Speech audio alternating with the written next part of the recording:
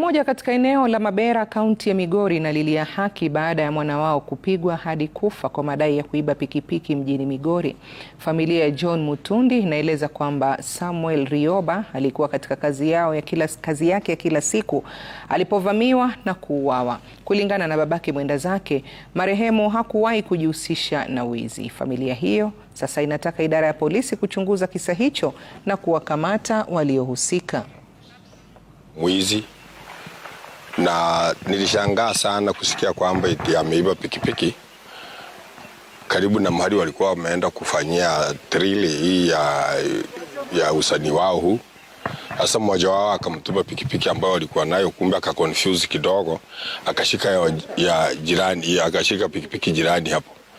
Kushika tu kwamba labda ameconfuse, mwenye pikipiki akadai kwamba anamuibia pikipiki.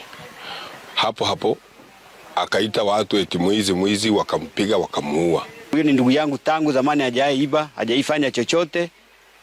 So tulikuwa tunaomba kwamba haki itendeke kwa hiyo kijana.